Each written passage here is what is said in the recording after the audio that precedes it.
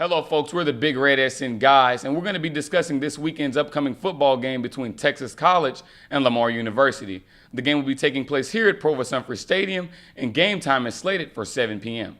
Now, Wesley, could you begin with some thoughts on the upcoming game this weekend? This upcoming game, we should be the top dog in this one. We're highly favored over Texas College, and last time they came here, we convincingly beat them 56-0.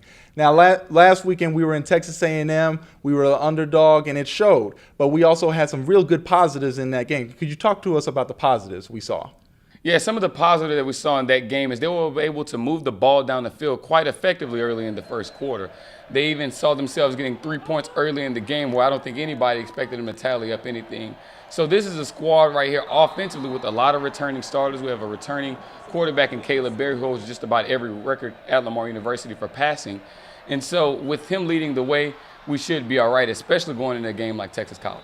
Also, what I also want to see is that we're coming off with a game that we didn't even have all our complete starters in this game. Kevin Johnson was hurt. Cade Harrington, we're still unsure about his injury. How do you think some of these injuries will play a factor into this week's game against Texas College? Well, when I talked to Coach Ray Woodard over the weekend, he said that the team is actually healing up a bit better. I don't think it'll affect them immediately just because the depth of Lamar is surpassing the depth of Texas College.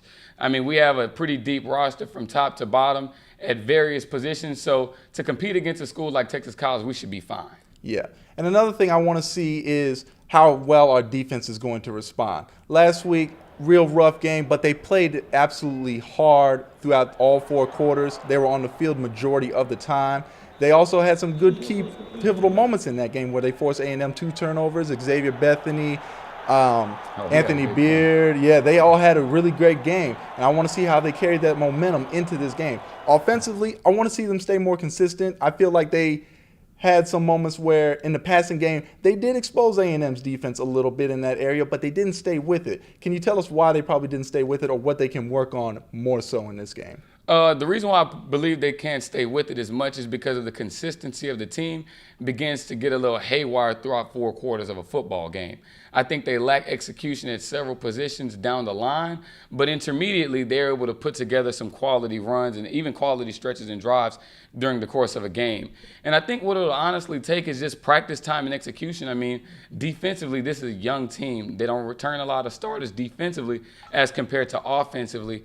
And this season, the coaching has improved a bit, so actually things are looking up, and I think that they can make it happen. And another thing I want to see is offensive line protection. Last week, Caleb Berry was running for his life, though he did prove that he can escape out the pocket a couple times. There was one time he did get flipped, but he popped right back up. That is one thing I applaud Caleb Berry. If there's anything he can take away from A&M, he knows he can escape the pocket. And also, receivers had a lot of drop passes in that game. There were a lot of, I guess the moment was really big to them or something, but there was a lot of drop passes. How do you think they should improve on that? Well, I think that, like I said once more, they can only improve by practicing. You have to practice to get better. I think the moment may have been too big for some players, for others it wasn't.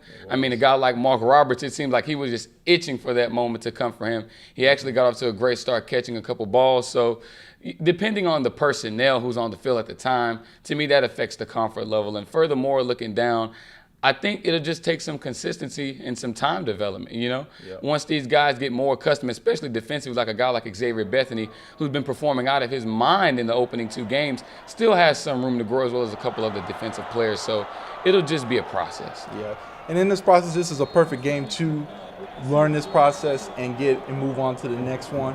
But let's just see how they do against Texas College. I expect a good victory, and we'll move on from there. Okay, and speaking of Texas College, if you show up to the game, you're able to get a bandana and countless other free prizes. Once again, the game time is, thanks Wesley, the game time is at 7 p.m. Come and show up and support your Big Red.